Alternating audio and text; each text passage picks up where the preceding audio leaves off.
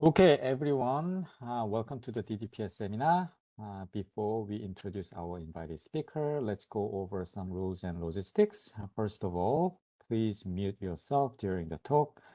But if you have an urgent questions, you can unmute and ask questions or use chat room to post your questions so that we can address them in Q&A session at the end.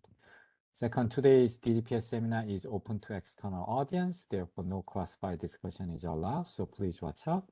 Finally, the talk today will be recorded and uploaded in our YouTube channel. That's about it. Now let me briefly introduce our speaker today. It is an honor to host Professor Sid Mishra, who is a chair professor of applied mathematics at ETH Zurich, where he has the computational and applied mathematics laboratory. He is also the director of computational science Zurich and a core faculty member of the ETH AI Center. Mishra's research is focused on the design and analysis of numerical and AI ML algorithms for simulating physical systems and their applications to astrophysics, geophysics, climate science, engineering, and biology. Mishra is an elected fellow of the European Academy of Science and the recipient of the awards such as Collatz Prize of ICIAM, Dahlquist Prize of SIAM, von Mises Prizes of GAM, and Rossler Prize of ETH.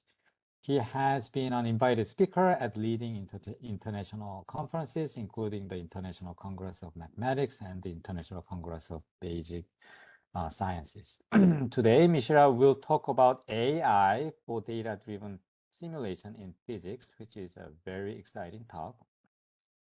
Now, before I pass the baton to you, the tradition of the DDPS seminar here is I always ask the speaker some informal question, if that is okay, Mishra? Yes, of course, of course. Okay, cool.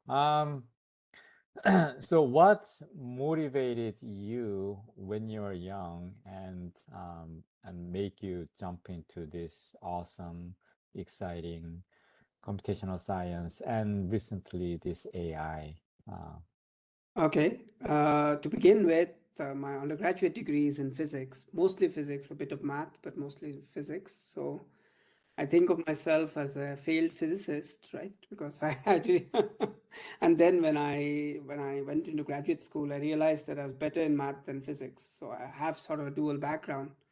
And then when I was actually trying to do math, particularly, and I was always interested in math that is relevant for physics, PDEs, partial differential equations, they became sort of my main topic. I have a lifelong love affair with them.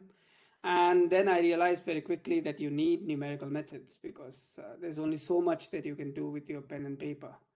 And that's the starting point into computational science.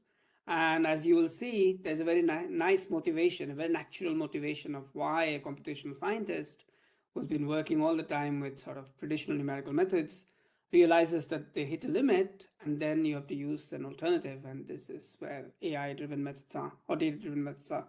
And you'll see, I think I'll provide the motivation in that sense. Awesome. Well, thank you. That was very nice, a perfect answer. And the stage is yours. Okay, thank you so much, Young-Soo, for this, first of all, for the invitation, and second, for this lovely introduction, and also for the informal question. I know a lot of people are joining, so I will jump right in about the topic. And let's see. Yeah, so let me start with some examples, just to motivate what's going on, right? And the kind of problems that I personally am interested in. Good. So the first example, as I said, is from tsunami simulations. So just imagine that there's an earthquake off the coast of Greece, Crete in this particular case, and because of the earthquake, the water gets displaced, the ocean water, and it sets off tsunami waves that are going to track across the entire Mediterranean basin.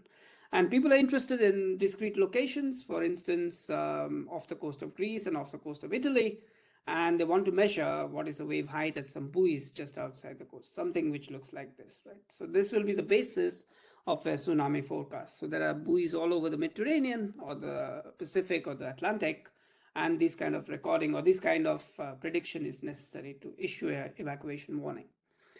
This is one example, which is more from the sciences, and another example from engineering is an example that is joint work with people at IBM. So there is a race car company, Dallara. They design race cars, for instance, for Ferrari and so on. And you want to optimize the design of race cars, right? So to do so, you need to predict aerodynamic forces. You need to change things like the location of the fin or the sail in the front or something like that. And you want to see how much are the aerodynamic forces optimized? How much is the drag reduced, for instance, right? So these are the kind of problems that we're interested in. One from an example from science and an example from engineering. And we all know how these problems are solved currently. So what you do is first you write down a mathematical model, and more often than not, the vast majority of cases, these are PDEs, partial differential equations, and we know that they are like language of nature, and they cover an immense sort of diversity of physical phenomena, all the way from the smallest scales to the largest. And I think at Livermore, you study PDEs at all possible scales. So this is standard. You write down a mathematical model.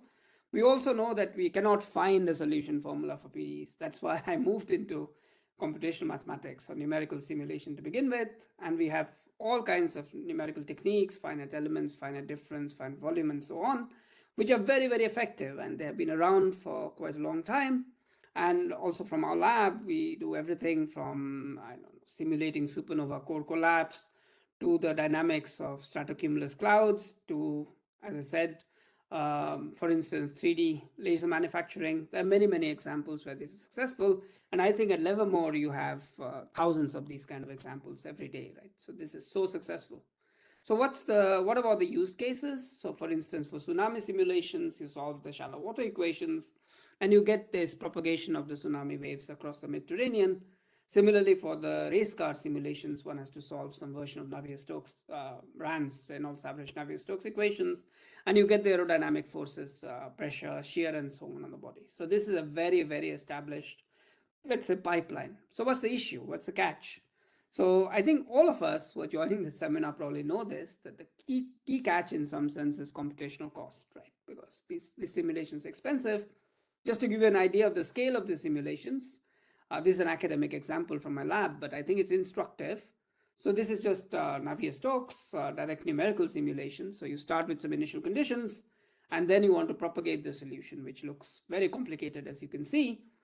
A single simulation, if I used our old CPU code, would have been almost 5,000 CPU node hours, but we have a very optimized GPU code. So this enables us to reduce it by a factor of 50 to approximately 100 node hours on a supercomputer. But this is not good enough. And the reason is obvious, because this turbulent fluid flow, small changes in the initial conditions can lead to dramatic changes in the solution. So you need to do some sort of uncertainty quantification.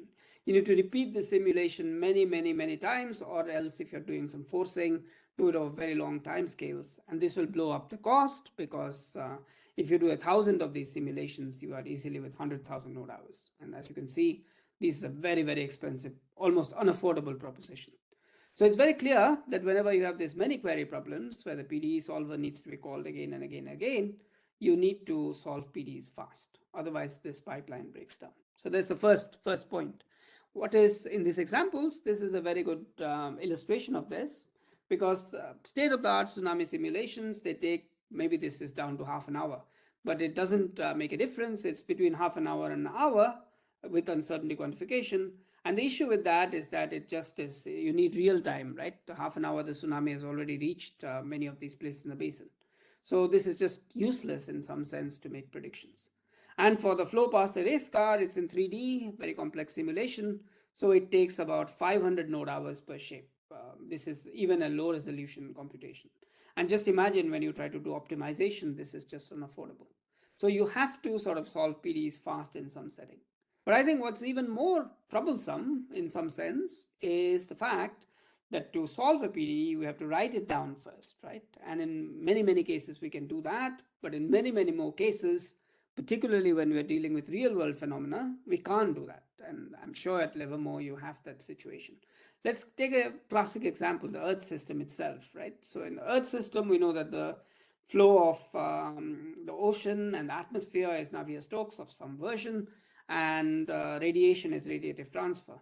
But if you just imagine the other processes, there is land, there is forest cover, vegetation, aerosols, all these things. There are no sort of ab initio, first principles derivations that you can make. So there are many, many things that you sweep under the rug, and you don't really know the physics at a first principles level, right? So in robotics, people call this as a sim to real gap, but we have exactly the same situation here, that even if you make the best possible simulation, your predictions are still off, right? So this is, so either the PDEs are slow to solve or hard to solve, or it's difficult to write them down. So what is it that we can sort of do to sort of salvage the situation a little bit, right? So one thing that we should remember is that in most real world applications, we do have some data. The idea behind data-driven modeling nowadays is to combine data and physics so that you can either solve PDEs fast, or you can sort of do it in situations where the PDE itself is unknown, or PDE system of PDEs are unknown. So this is the problem that I want to address. Now, how do I address this problem? So it's a learning problem, right? So this is the basic idea. It's a learning problem. And there are different quantities that you can target to learn. So I think there is a consensus in the community now that what you should really target are what are called solution operators, or PDEs. Means these are very, very well-defined objects in some sense. So for instance, if you have an elliptic or steady state PDE like Darcy flow, so this is a permeability, which is your input, a function, and your output is the solution of the PDE, another function. So the solution operator is mapping the input to the output, and it sort of predicts systemic behavior, right? Similarly, for a time-dependent PDE, like let's say the compressible Euler equations, which I illustrated here, this could be the mapping that takes the initial data to solution at a later time, or trajectories of the solution. So in some sense, PDE solution operators exemplify, or they describe the entire behavior, the entire gamut of behavior that the PDE entails, right? And this is what we want to learn from data. So remember that it's very important that this is actually this is a solution operator. It's a mapping which takes an infinite dimensional function and returns an infinite dimensional function. And we need to, because we're talking about data, we need to specify some sort of description of the data that we are talking about, right? So all that you have to do is to take a probability measure on functions. Means these are very well-defined quantities. Then we assume that we have access, so we take some random samples, and we have access to the effect or the action of the solution operator on the samples, and then this forms the data of the problem.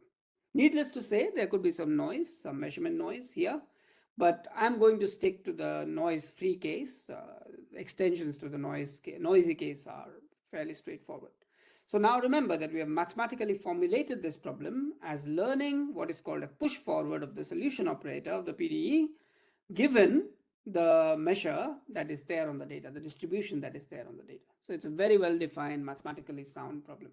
However, the issue is, and how are we going to learn this? So it's very clear that this age of AI means we have very powerful illustrations that I don't have to repeat here.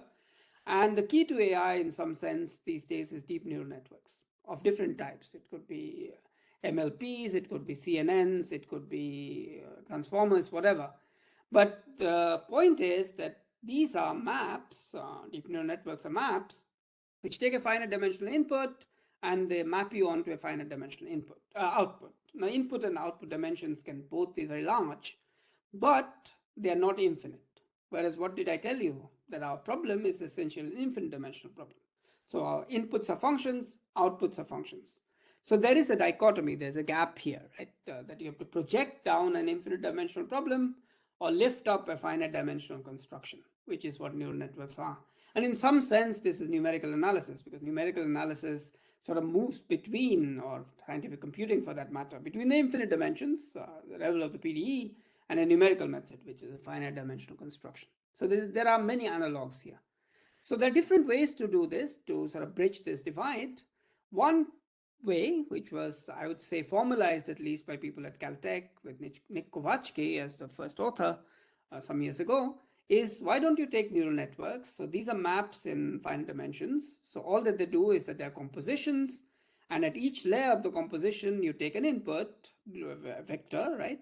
You do a matrix vector multiply, add another vector, a bias vector, and apply pointwise nonlinearity. So that's a neural network. And what Nick and his co-authors suggested is why don't we extend this to infinite dimensions, more or less what in Latin would call mutatis mutandis, which is just with an obvious extension. And here, of course, now we don't have vectors anymore, we have functions. So this guy is replaced by a function.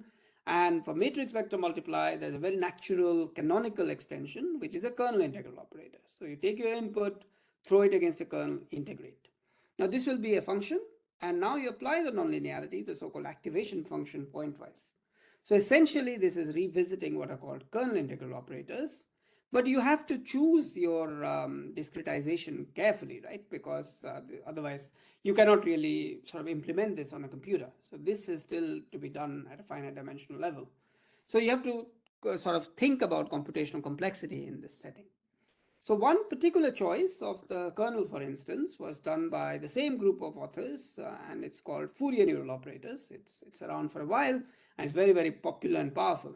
So their idea was that you keep everything intact, just change or choose a kernel to be a convolution, but you instantiate, you sort of realize it in Fourier space. So what you do is that you have this is your classical formula. So you take a function, take its Fourier transform, apply a learnable Fourier multiplier, go back to physical space with the inverse Fourier transform, and then apply the nonlinearity pointwise. So that is FNO, the Fourier neural operator. And this is a very, very powerful architecture. In some sense, it's widely used. There's also very solid theory, particularly from me and my collaborators. But the basic idea is that you have convolutions, which are implemented in a non-local manner, and activations, which are local, pointwise, right? But this is not the only choice. This is a good choice. You'll see later what are some of the implications.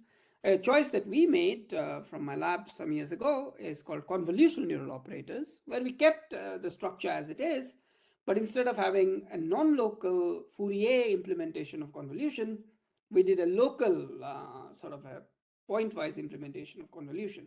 But the big change for us is that we changed this local activation into a non-local activation. And the reason why we did this, it comes from some mathematical depth, but it mostly people who do spectral methods know this, that if you apply nonlinearity pointwise to any sort of function, which is, let's say, band limited, then you end up generating high frequencies. So imagine that you have 10 frequencies, sine 10x, and take the square of it, you get sine 20x. So this can lead to aliasing, which is the generation of wrong high frequencies, which can create problems. So to sort of fight against it, to alleviate it, we said, no, we have a smart way in which we can sort of change this to a non-local activation. So there are these sort of differences, subtle differences. And do this really matter? So here's an example. This is an operator that is well defined. You take Navier-Stokes in 2D, very, very well posed, and then take some initial datum in the velocity space and then move it forward. This is how it looks in vorticity.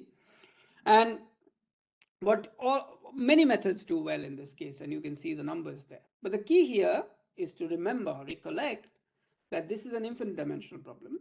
However, I have to discretize it, right? Otherwise, you can't implement it on a computer. So I fix a resolution at which I discretize. In this particular case, it's 64 squared. So if I have just taken a CNN would be this architecture, but with just a local activation. Then what happens is that the error, when you change the grid resolution at test time, it increases in both directions. You coarsen, the error goes up. You refine, the error goes up. This is because it never learned the operator. It only learned a particular one finite dimensional representation of it. With FNO, the situation is much better, but still there are these aliasing errors that I told you about. You can even see it visually, and as you refine, as you coarsen in particular, you see that the error goes up. With CNO, it has been designed to fight against this. It has been constructed to be structure preserving.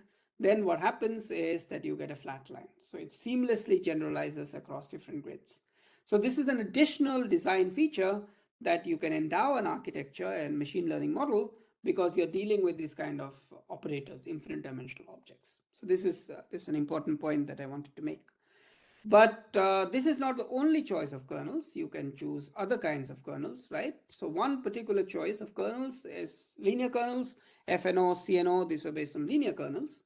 But you can make it as general as possible. That will imply non-linear kernels here, right?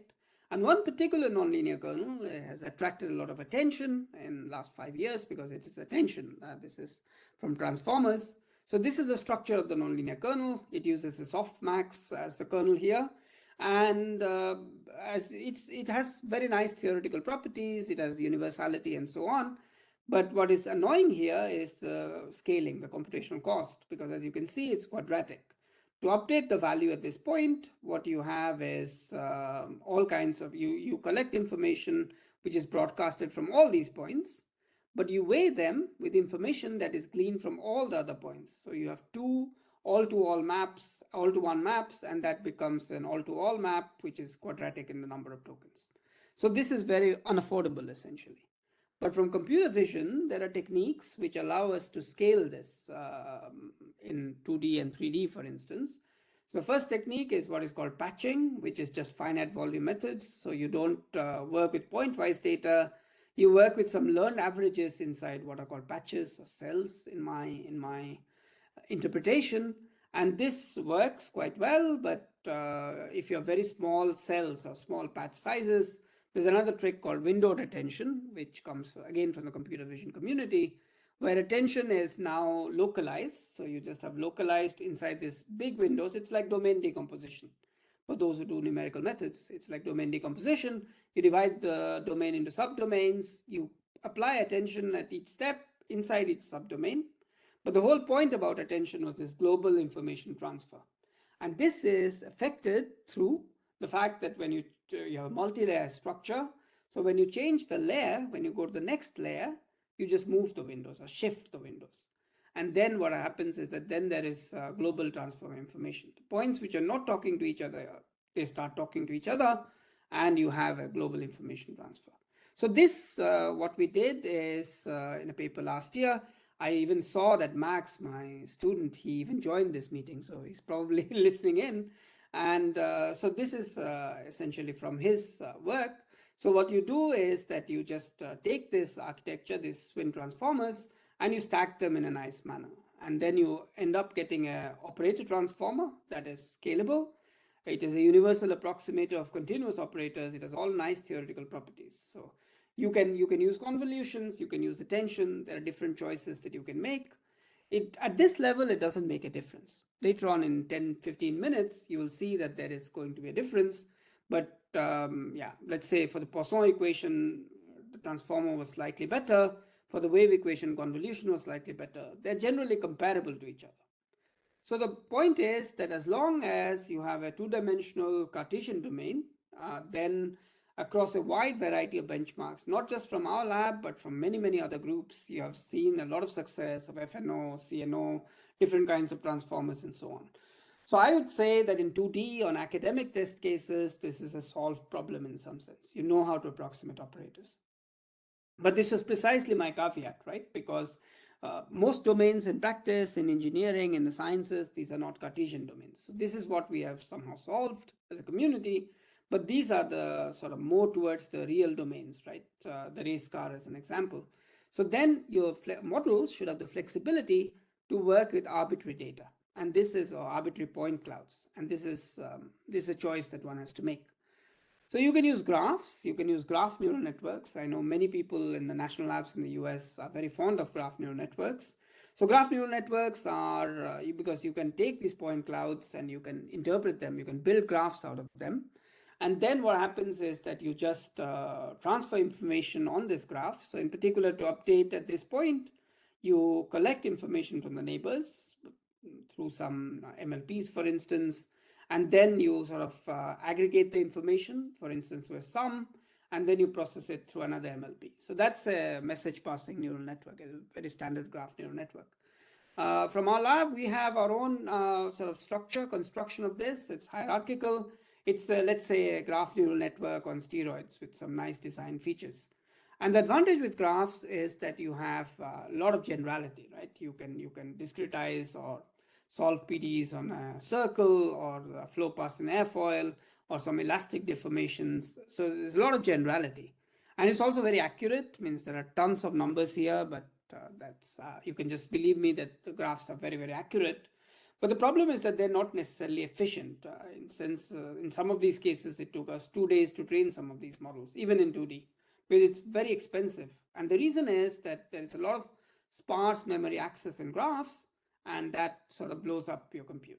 So we have to, if you want to scale it further towards 3D, 2D, I think graphs are very good. Perhaps for some 3D problems, graphs are very good. But to really scale it to industrial scale problems in 3D, I'm not convinced that graphs are the solution. So what can solve it? So one option would be to combine the nice features of convolutions or transformers with that of graphs, right? So graphs is generality, transformers is efficiency and scalability. So there are different ways to do this. One attempt from us recently is what is called geometry-aware operator transformers. So what you do is that, so you have a grid here that is essentially instantiated as a graph, and you want to go from a graph to a Cartesian grid, let's say, as an example, but it could be some other grid, a latent grid. You do this using graph neural networks. There's a lot of technology, let's say, a lot of heuristics that go into this, but this is essentially the construction, that you go from a very complex point cloud to something better behaved, like a structured grid, as an example. Once you are on a structured grid, or let's say coarse unstructured grid, you can use transformers readily, and then you go back. So this is sort of the construction: transform to a latent grid, work in the latent space, and come back. Right. So this is basically the idea, and this is a very, very efficient. It's as accurate as graphs. In the paper, there are many examples, but is much more efficient. I'll give you some examples in a sec. And because of this efficiency, we can really go to industrial scale problems. So let me give you some examples. So this is a data set that is available from people at MIT. It's called DriverNet++. 8,000 car shapes. What these people did is that they took different shapes of passenger cars, computed the flow around the car, and they're interested in sort of surface quantities, surface pressure, shear stress, and so on. And each surface is approximately 2 million nodes. This is RANS, so that's sort of the mesh resolution that they looked at. And for instance, our model here did very, very well. It was significantly more accurate than some of the leaderboard models. And be that as it may, the key point is now this is a three-dimensional industrial scale data set, industrial scale problem. To do the computations, to generate the data, the people at MIT took them 300 node hours per sample, per shape, which is insane, right? But that's the number that you're talking about. But for the model itself, to do inference, it took 1/3 a second, or 0.4 seconds, extremely fast, right? So this is the promise of AI methods. If they're accurate and if they scale well, then you can get 6, 7, 8 orders of magnitude speed up. So this is an example of that. You can up the ante. You can go to LES scale computations. So this is driver ML from Neil Ashton, who is currently at NVIDIA. So what Neil did is that he took LES simulations, roughly of the same car shapes, only 500 because it's much more expensive. But and on the surface, there are 10 million surface nodes, and Goat does a fairly good job at handling this. And to the best of our knowledge at the moment, it's the only model that can handle the full surface mesh at one go because of its inbuilt efficiency. You can do aircraft simulations. This is an example. This is from the NASA CRM benchmark. And again, it's a full aircraft and RANS, of course, not LES. And you can still, the point that I'm trying to make is at the moment, I would say that this is a bit of a breakthrough, not just from our model, but from the community, that we're able to scale these models to sort of industrial scale benchmarks in 3D. So that's very pleasing. It's not just on some 2D academic test cases. But you can make it harder. You can make your task harder. And I would argue among the hardest tasks are PDEs whose solutions are chaotic and are multiscale. And what better than turbulent fluid flows, right? And this is an example, DNS in this setting. You have three-dimensional Navier-Stokes. Forget about complex geometries. Let's focus on simple geometries in this case. And what you see here are simulations with the spectral viscosity method. I think I alluded to it before. And what you can see here is the pointwise amplitude of the kinetic energy. So you can already see a lot of small scale structure. There's a turbulent flow. But what is very interesting here is that, I don't know, if you focus, for instance, on this little bit here, the quadrant near the origin, you see significant differences between different samples. And these have been generated by tiny, tiny little perturbations to the Taylor-Green initial data. So there are two features here. It's multi-scale, lots of different scales, and chaotic. Small changes imply large divergence in trajectories. Now we want to learn the solution operator of these equations, right? Let me take whatever machine learning architecture that you want, it doesn't matter. We took a combination of local and global convolutions, something called convolutional Fourier neural operator. And then you see this behavior that, first of all the fine scale details are washed out. What you end up are just, let's say, the average details. And what is second is that there's no variance here. There is a significant amount of variability in the here at the ground truth, none of it here. So you could argue this is a poor model, and if you change the model, you'll get better results. But in a recent paper, which was not published, but on arXiv with some colleagues at Google Research, what we first discovered or found out is a mechanism by which this happens. And this is a very, very interesting mechanism in the sense that neural networks, they are in some sense universal approximators. So one thinks of neural networks as being able to approximate anything. But to make them match parameters with your observed data or with your data, you need to train them. And training is done with gradient descent, right? That's more or less the universal way of training. So to train with gradient descent, you need to have well-behaved gradients. If your gradients are very small or very large, then your neural network doesn't train. So lots of tricks have been used to make gradients well behaved, which means that gradients can't be too large, right? And this is why some people say that neural networks operate at the edge of chaos. They cannot represent chaos, they're at the edge of chaos. Essentially, they're insensitive to small perturbations. If you have tiny perturbations, then you don't really see them. Once you make this assumption, this hypothesis, and you go back to my problem, I'm trying to learn a map which is very sensitive to small perturbations, right? It's a chaotic map. So this is my ground truth. I take small perturbations and I average against the small perturbations because I'm interested in average quantities. Apply my neural network, give it the same input. Then what happens is that this is insensitive, doesn't see the perturbation. The neural network, the ground truth sees the perturbation. So now you have this form here. And then you can sort of expand this into two terms. This is sometimes called the bias variance decomposition, but this is just technicality. So you decompose it into two terms. There's one term which is just the variance of your underlying operator. It has nothing to do with neural networks. And this is a large quantity for chaotic flows. So you can't make it zero. It will be large. On the other hand, this is a quantity that you can optimize for. And the best you can do is to set this equal to this, which means that your neural network just collapses to the mean. And so this is what really happens here, right? That you have no variance and you have a collapse to the mean. And these hypotheses tell us that you cannot approximate this kind of chaotic maps, very, very sensitive maps with neural networks.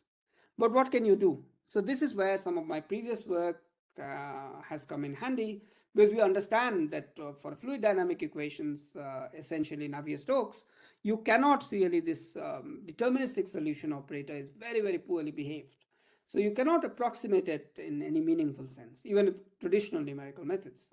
What you can do is that, thankfully for us, that chaos, there's some statistical order to deterministic chaos, the distributions. So if you take a distribution of the initial data, distribution in function space, and you look at the resulting distribution as a function of time of the solution, this map is well behaved. And this map is much more stable. It's difficult to prove it rigorously, but everyone doing fluid dynamics knows that this map is well behaved. So in that sense, statistical computation, going directly from here to here, is feasible. Going through each of these bits is infeasible. So the idea is to learn the conditional distribution, right? Given the initial datum, learn the distribution of the solutions that you're going to get. And conditional sampling is very popular in machine learning these days, means all text to image generators use it, and almost all of them are using some form of diffusion models. Now, diffusion models are a way to go between distributions, right? You go from a target distribution to a noisy distribution by adding noise. And then when you're inferring, you sort of take out the noise by denoising. And this is what is denoising diffusion, what it does, right? And we sort of took these ideas and we sort of translated them into a setting. This leads to an algorithm which is called GenCFD. And the idea is it's a conditional diffusion algorithm. So you noise it is the initial condition, for instance. This is a solution at a later time. In a forward step, you add noise so that you go to essentially a Gaussian, right? A Gaussian measure with noise. And in the reverse step, you sort of given some noisy distribution, known noisy distribution, and given the initial conditions, you can sort of remove the noise, and you get back the solution. Okay, this is saying it simply. And all this is done with stochastic differential equations, in this case, some reverse SDE.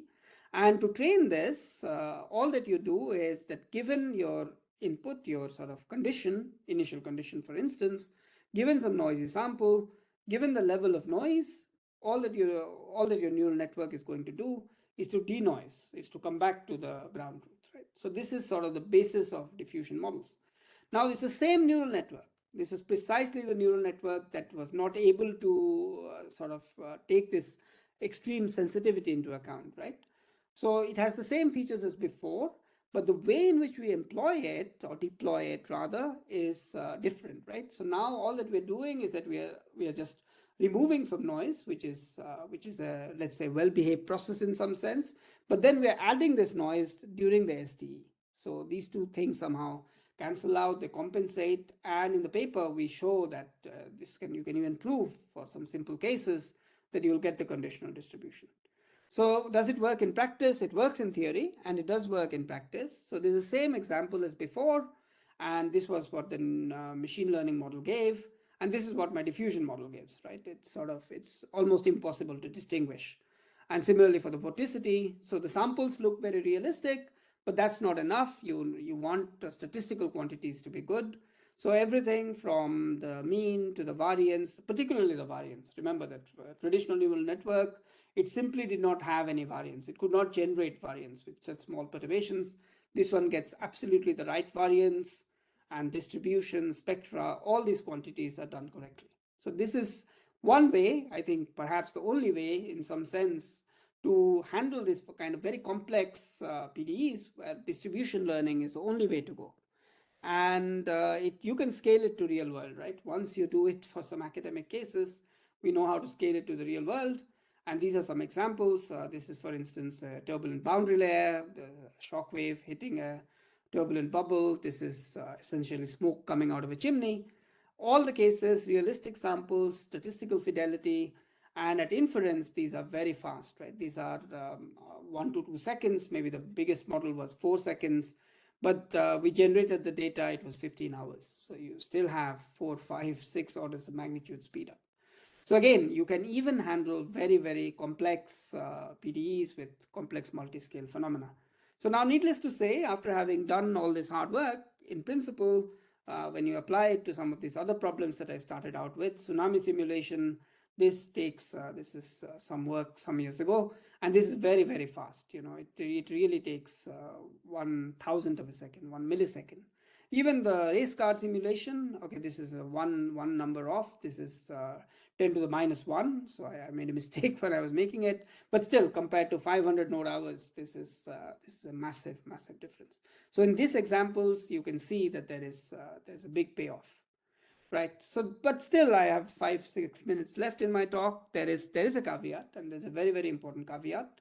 And this caveat comes from the fact that what's the amount of data, what's the cost in some sense of running these models, not at the time of inference, but how much data do I need to feed them, right?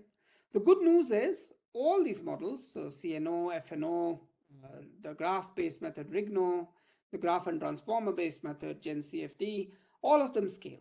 What it means is that if you put more data, then the error, whatever error that you have, the right error metric, this decays as a function of the number of samples. This can even be justified with some theory. There are a couple of papers that we wrote and other people have written, and that's the good news, right? More data means better results. But the problem is that the constants are poor and this alpha, it's at best 0.5.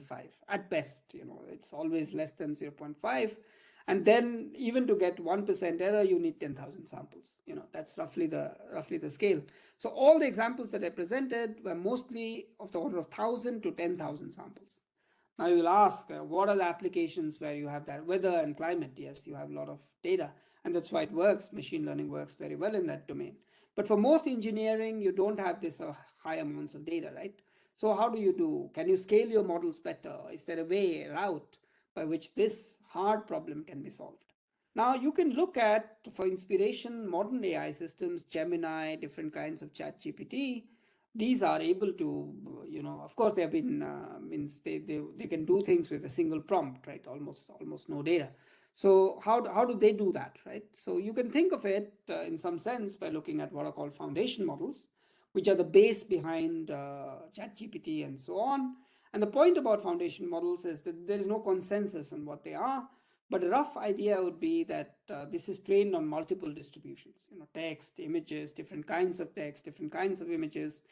And this goes into a big machine learning model, billions or trillions of parameters these days, learns representations, and then you look at one particular domain, for instance, I don't know, object recognition, and then you take this model and you sort of hyperlocalize it, adapt it to that particular situation. And it turns out that for physics, there is a very natural roadmap by which this picture can be extended. And let me just give you that as a data point here. So remember that underlying physical systems, there are PDEs. This could also be system of PDEs. Just imagine heat equation, wave equation, Laplace's equation, Navier-Stokes, or whatever multiphysics that you have. For each PDE, you can change the coefficients, boundary conditions, domain, initial conditions. This gives rise to operators, so infinitely many PDEs, infinitely many operators on the y-axis here. And what a foundation model would do is that it will take some of these PDEs, finitely many of course, and some of these operators, train the model on them, and then at the time of deployment, what are called downstream tasks with fine tuning, it could take the same PDE but a different operator, or it could take a completely different PDE and try to see how much of representations are useful. So that's the basic idea behind a foundation model. It turns out that for PDEs, a priori, if you have gone to a PDE class, particularly from mathematicians, you'll see that you start with elliptic PDEs, Laplace's equation, then you go to heat equation, then you go to wave equation. For each PDE, there are different techniques, there are different numerical methods. There doesn't seem to be, these are like isolated silos or islands in an ocean, right? And there doesn't seem to be any connection. But this entire picture, this needs to rely on some connections. So a priori, it shouldn't work in some sense. But we'll not find it out unless until we try it out. So this was our attempt. And the paper is again, Max is the first author. This has been there since last year. And you can download the code, you can download the models. And the idea is precisely to do that, to train on some fixed set of PDEs and then deploy it for, let's say, PDEs that have not been seen before. And this is still a proof of concept, I would say. And yeah, so the model itself is just a transformer that I've just described before, scalable operator transformer. But the foundation model is not about the machine learning model. It's more about the data. And what kind of data did we do? Remember that we can only choose finitely many PDEs. So just for convenience, perhaps not for convenience, but based on some heuristics, we chose just two PDEs, the incompressible Navier-Stokes equations with high Reynolds number. And there are two operators from that, periodic boundary conditions and the compressible Euler equations. These are the two PDEs that I know the best. So these were the PDEs that were there in pre-training. And then we have a model and we have different versions of the model. So roughly speaking, we have a data set with 5 million image pairs, and we trained a model. Our largest model was 630 million parameters. So this was the scale at which we operated. In principle, you can take larger models, but this is the scale at which you operated. So that's the pre-training. And we're not interested in this, right? This is where you do what the pre-trainer does. But what we're interested is in downstream tasks where you can deploy this pre-training model. And there are 15 of them. Some of them are with the Navier-Stokes and the Euler equations, but many of them are not. Many of them add new phenomena, for instance, transport or gravity. And some of them are completely different, like the wave equation or reaction diffusion equations or Poisson-Helmholtz equation, elliptic equations, which are not at all seen during the pre-training process. So this is the setup. Still academic, still 2D, Cartesian grid, but I think it sort of addresses some of the key issues, whether this entire thing is feasible or not. And how do we do this? Remember that I have a model which has been trained, and roughly speaking, this model takes some inputs, embeds them into a latent space, and then recovers them back, right? So what we often do is that this latent space is what we transfer. So instead of starting from scratch, we transfer the latent space from the foundation model, and we keep the embeddings and the recovery for perhaps from scratch. So this is roughly the picture here. There are a little bit more details. And does it work? How am I going to quantify this? There are 15 different PDEs or operators that I've tested on, and I'm not going to show you pictures of all 15. So we need some metrics. And there are two natural metrics that come in. So remember that all that I care about is how few samples I can get by, right? Earlier I needed 1,000 samples, how few samples that I can get by. And this is what I call as a sample efficiency gain. And I measure it with respect to FNO. So let's say FNO takes 1,000 samples to get, I don't know, whatever, 20% error in this particular case. How many, or 2%, I don't remember, but how many samples do I need for my foundation model? And in this particular case, it's about 50 samples, right? So this is roughly the idea that I gain a factor of 20 in this particular case. The other metric could be that you have a fixed number of samples, let's say 100, FNO or whatever model that you have makes a certain amount of error. By starting with the foundation model, how much can I reduce this? And this will be the second gain, which is the gain in accuracy. And we have quantified it for all the 15, but this is again, you can look at the table in the paper, but let me just summarize it, right? So the summary is, at least at this scale, the foundation model works very, very well. Why is that? Because our largest foundation model, it is 50 times on an average more sample efficient than an FNO for the same task. What does it mean? That if FNO needed 1,000 samples, this will require roughly 20 samples, right? And this is, you can generate 20 samples, not 1,000. And the second thing is that in terms of accuracy also, it's a factor of 10. So if you have 20% error on an average now, you get 2% error at, let's say, with 100 samples, roughly speaking. So this works. The other things that work is that there is very nice scaling, in the sense that as I increase my model size, these metrics get better. So that's a good thing. The third thing that happens is that, at least when we wrote it, it was the state-of-the-art foundation model. And I think it still is, because the other models are not as good. There are other models around. There is one from Flatiron in New York. There's one from people in Tsinghua University. There are other models that are coming up. But they also do a good job. So it's sort of, this field is sort of rapidly emerging. And the final point, which is perhaps worth making, is that I said that there is not a huge difference between convolutions and attention-based neural operators. That is very much true when you look at them as on a particular task. But as foundation models, one seems to be better. Transformers seem to be better at assimilating information from different sources. So I'm almost coming to an end. I'll take a couple of minutes and I'll wrap up. So just let me give you an example just to illustrate what's going on. So remember that my foundation model has been trained on the two equations of fluid dynamics, compressible and incompressible. I'm going to test it on the Poisson equation, very simple equation, not so simple for machine learning, it turns out, but it has never seen the Poisson equation, remotely so. So the phenomena are different, the input-output map is different, because earlier it was initial data to solution at a later time. Now this is from a forcing term to the solution. Boundary conditions are different, steady state, time dependent. So there are many, many differences, right? This would be a good example where the models might not work. And what would you expect if you show this to a model that has been trained on fluid flows? It will probably move these Gaussians around as if it was a fluid flow. But it turns out that even with one sample, this is not the case. One image pair, right? And it sees that, and what the foundation model does is that it more or less diffuses it a little bit. By 16 samples, it has learned some sense of diffusion, right? And by 128 samples, it gets an almost perfect solution. And this is true when I transfer the entire latent space.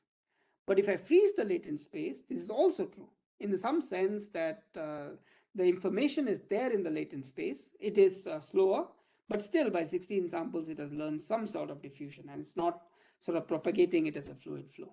So this tells us, and this is very encouraging in some sense, that some rich physical representations have been learned, and this is what is being leveraged, right? And this augurs very well for the future. Okay, all that this showed is there is some feasibility that these islands that are hitherto disconnected, in some sense, are connected, right? Otherwise, there wouldn't be, this foundation model wouldn't be working. Let me just directly go what we're doing now. We're sort of scaling it up, still work very much in progress. We are making it 3D with point clouds and so on, diffusion models and so on. Some very positive preliminary results, but maybe perhaps the next time it will be really sort of at a large scale.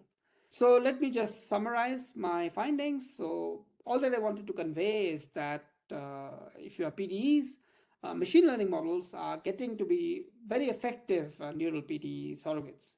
Particularly in 2D on Cartesian grids, I sort of maintain that this is a solved problem, that things are very mature now. On arbitrary domains in 3D, it's still sort of evolving, but we are getting there. Means, as I said, graphs and transformers seems to be a very powerful combination.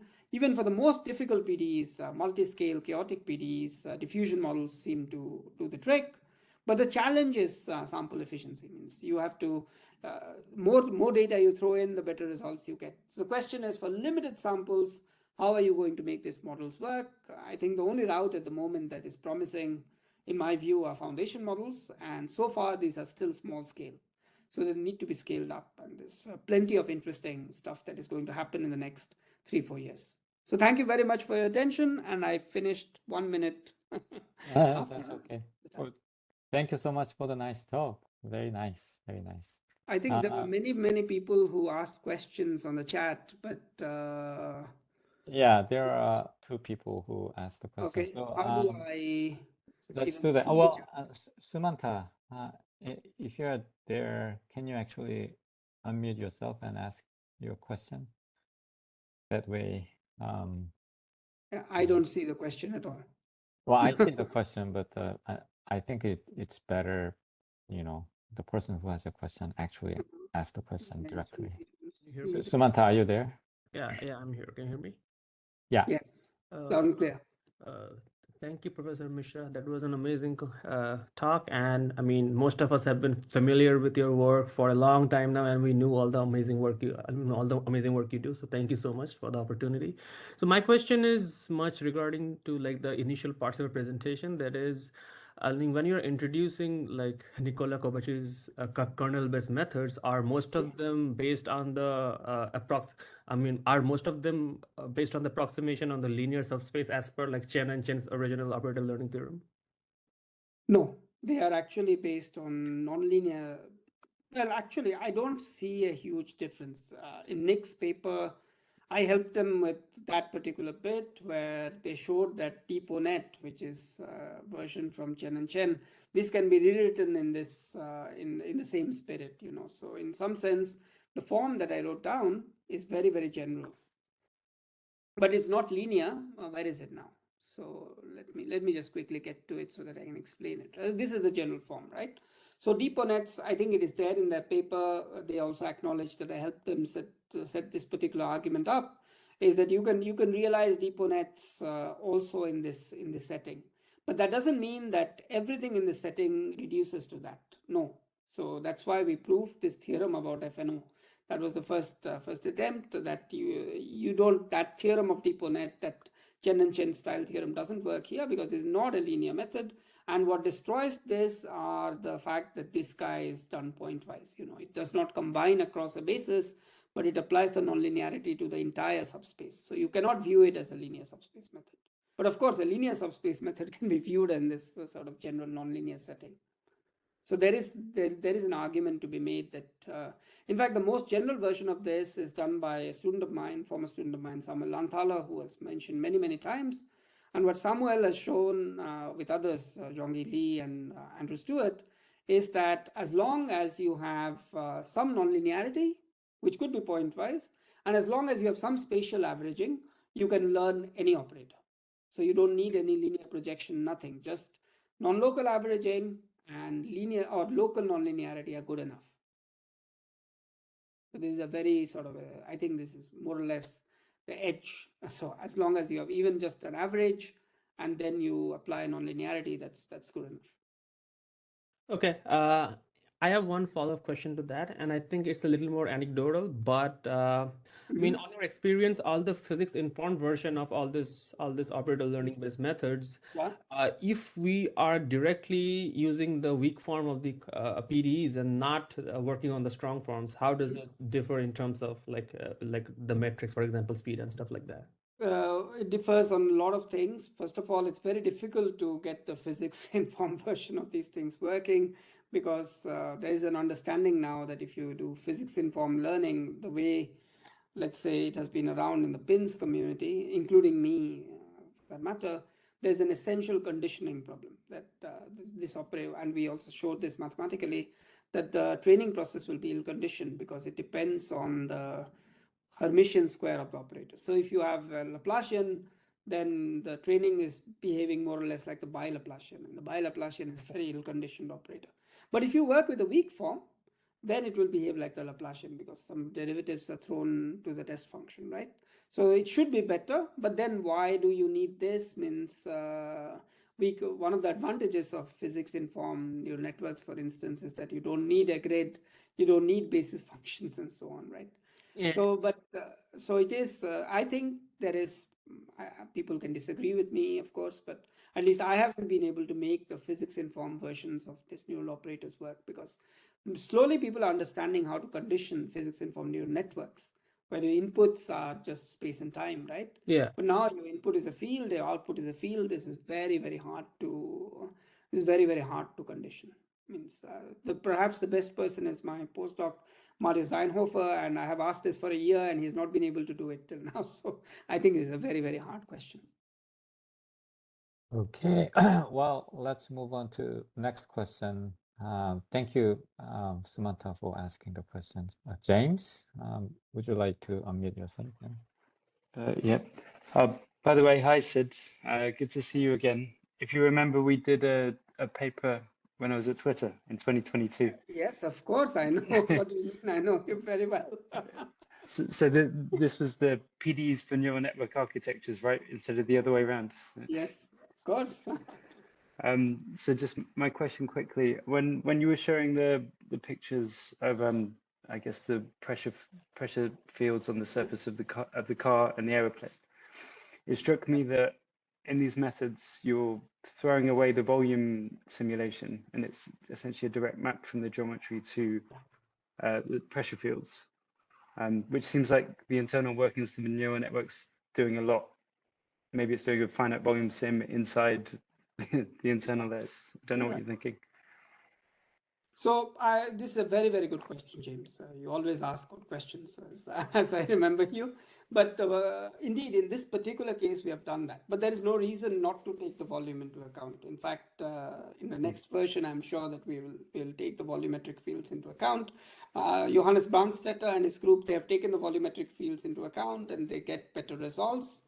But just thinking in terms of maps, right? Just thinking in terms of maps, you know that so you have an operator which goes from the shape to the flow.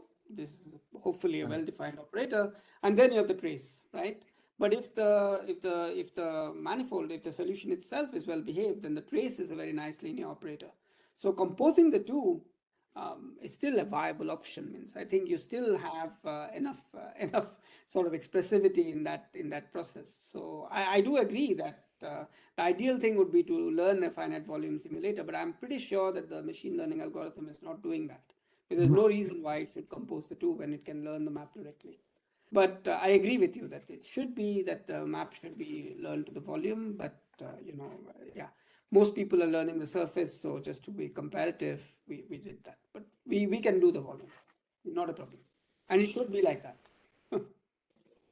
Thanks, Sid. Hope to see you in the future.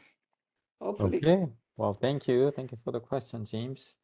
And next, Faisal, do you want to? Would it be possible to ask one more question? Go ahead. Is it related? It's a different question, I guess. I'm sorry, just well- put it in the chat actually if you wanted to say. I just hadn't finished typing it, but Okay, well, the phase out, you know, put his question first. So can we Oh, go sure, sure, sure. phase out first? I will answer both. So- Yeah, sure, sure. Yeah, my question is, so yeah, I mean, this foundation model is very, very inspiring. So, so did you find learning this foundation model of operator learning and the score model in the diffusion model, are they kind of complementary? Do you share the same model weights? Do you find, you know, training this to be complementary to each other, or? there is no reason why they can't be the same. They were not the same because these were parallel projects at that time. At the moment, we have some efforts where they are the same, and they seem to work well in the limited tests that you have. But I think that's not important, because both in the foundation model as well as in the diffusion model, the model has to be reasonable, and I think it has to have a transformer. If you don't have a transformer, I think it will be very hard to accumulate the kind of information. But they could be the same model. In fact, at the moment we have a very similar, in fact even the same model in both cases, which is doing very well. And but as it is published, they're related to each other, because you know, Swin is a form of the transformer that you've used, which is WIT with a, but there are some convolutions. But I think these are sort of minor details. That's not essential in some sense to the inner workings of these models. It's more the nature of the training, the data, and so on that are more vital. Thank you. Okay, well, thank you. Well, Ilan, it's your turn.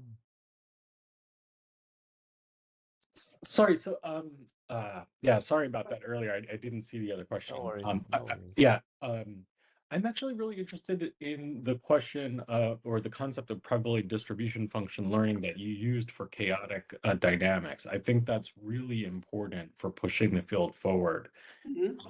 And I think that the strategy that you're ultimately doing in that situation is you're looking for what the dynamical systems community calls Ruel-Polycott resonances. And Yes, go ahead. Yeah, I know a the little hope bit. is that the spectrum of those resonances is discrete rather than continuous, as it is for the chaotic system. And so I was wondering if you have any, you know, what your own perspective is on that, and if you'd actually tried looking for Ruel-Polycott resonances of dynamical systems, like simple systems. You know, you could do many different types, Lorentz or whatever, you know. Okay, I can give you my own perspective, which will probably not be very popular. In my opinion, Lorentz system is far from being easier than Navier-Stokes. It's probably harder than Navier-Stokes. It does not have some of the smoothing effects that real fluids have. So I think those kind of systems that you described and sort of the finer properties like the invariant measure that you talked about, these are very hard concepts, and to even contemplate understanding them in infinite dimensional setting like with Navier-Stokes is certainly above my pay grade. I don't even want to attempt that.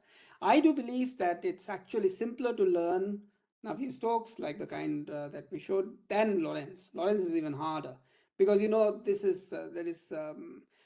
yeah, I don't have a theorem to that effect, but just intuitively, the spread of these measures is better for Navier-Stokes than for Lorentz. I don't know the mechanism for that, right? So of course we have tried diffusion models on Lorentz, and other people have tried diffusion models on Lorentz, and this has worked reasonably well. So that's that goes without saying.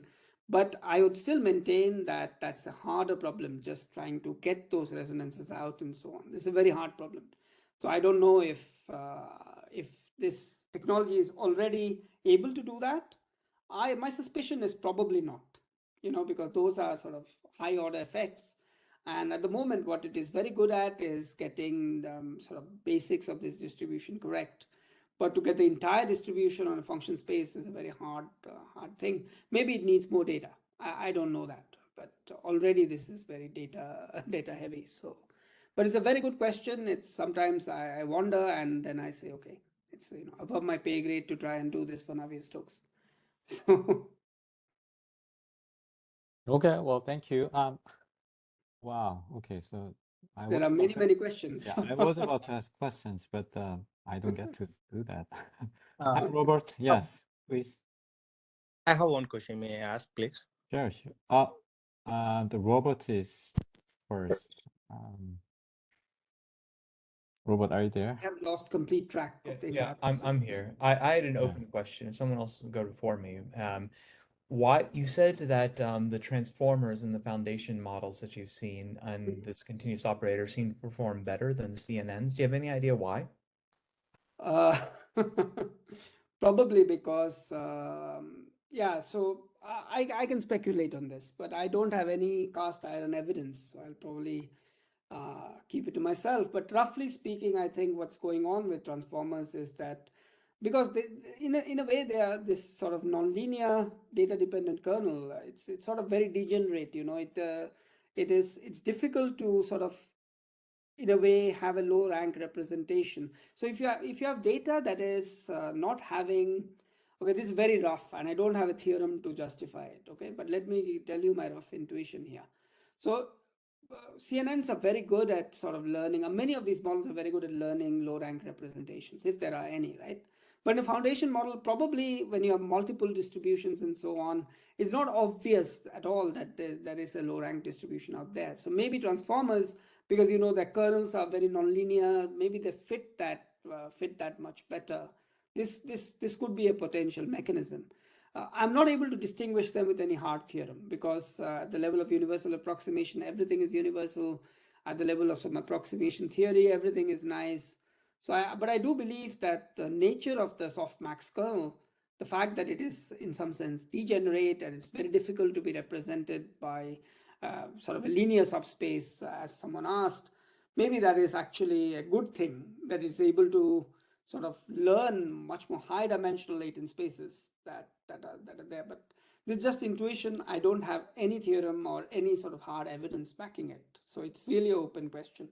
But no one has been able to answer that in computer vision, for instance, right? Because before transformers came in, units were very, very popular, or unit type architectures were very, very popular. But I think, at least for foundation models, no one uses them. People all use transformers. So there must be some mathematical reason. No one has been, to the best of my knowledge, been able to answer that. So we just see this also in physical systems. Yeah, I was just curious because I've seen more math here than I often see in a lot of neural net stuff. So I was wondering if you had more math thing. It also drives me nuts. I really want someone to answer it. Maybe in a couple of years, but at the moment, I don't have a theorem. Okay. So All right, Samantha. Samantha, can you unmute? Yeah. Yeah. Sorry, I was me. So I have one more question, and it goes back to Elon's question of learning, like probability distributions and stuff like that. So I was thinking that, if we think about going for more traditional variational autoencoders or similar methods, right, where we infer, like we have a prior and we try to infer the posterior. How about instead of using a naive Gaussian prior or something like that, we first pre-train first we pre-train some other machine learned probabilistic model based on similar data set, or at least of the same fidelity, and then use that learned distribution as a prior. Would that help? perhaps I have never tried that, because you see, autoencoders are very useful to learn representations, but we want not just to learn representations, we want to make predictions, right? So it's sort of perhaps I don't know that. It could happen, but there's no guarantee that there is an automatic way of finding out what is a close enough distribution, what's a good prior. Then you're lost in the business of finding a good prior, which is also what I have been doing, or we have been doing, right? Because we put a good prior, because we understand a little bit how PDEs behave, and then we put some things in the pre-training data set. So we have provided a good prior, and then we let the transformer do the work, rather than going through this sort of variational autoencoder machinery. But this could be a viable option, right? But the difficulty would be the choice of the prior, as always. So, Rakesh? Yeah, I can go ahead. Thank you for your presentation, Dr. Mishra. So my doubt is like if we have a potential direction in the future towards the foundational model, it could be promising for multiphysics too. In that case, so whenever we are trying to solve a multiphysics, make a multiphysics prediction by pre-training that model with different PDEs, in such cases, is there any possibility that we can override the assumption we made, some of the paper made, like Kovaci paper made, like the Banach space is continuous in nature, because there are possibilities that some PDE, multiphysics PDE can go to discontinuous approximation and stuff. No, I don't think they made that. Perhaps they made that assumption, but this has been relaxed in many cases, including in my own papers. Okay. There is nothing. So you mean that if the operator itself is not continuous? Yeah. This is probably no, but again, I think in one of our papers we even worked with measurable operators. So this is fine. This is not an issue. Okay. So it's paper with Lanthala and Kaniadakis. It's at the level of measurable operators. Okay. So this is not an issue. Okay. Okay, well, finally I get to ask questions. So going back to foundation models, Yeah. I totally agree that we lack the formal definition of what foundation model is. Our recent paper tries to tackle that issue. I know that. Okay, so you read that paper. Yes, yeah, sure. Awesome. So one of the key challenges we raised in the paper was in the computational science, each sample size could be very huge. I mean, for example, comparing to the large language models or vision models, each sample is tokens, whose size is what?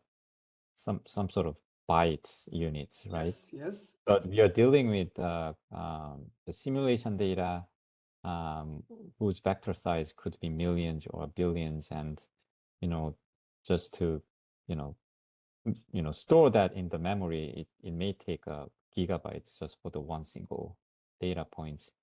So because of that, foundation model needs to generate a lot of samples, right? I mean, as you pointed out, you need to bring the diverse data sets and train the pre-trained model and apply that to downstream tasks, various different downstream tasks.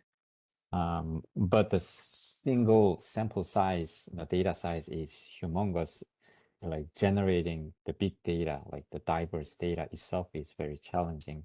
So how would you overcome that issue, that challenge, in the development of your own foundation model? So this is a very, very good question. And there are two ways in which I fully agree with you, actually, that there is a challenge here, a very, let's say, severe challenge in some sense. But there is, to me, there are two points here. First of all, let's say, in terms of simulation, there's no question that we have to resolve a certain scale, right? Otherwise, we can't represent interesting phenomena and so on. And the time step has to be dictated by the CFL number and so on and so forth. But once we have done the simulation, once we are finished with the simulation and we have humongous amounts of data, the question that I ask myself is, I'm going to make errors, right? Means there will always be errors at some level, and in pre-training you can even make large errors. It does not really matter to some extent.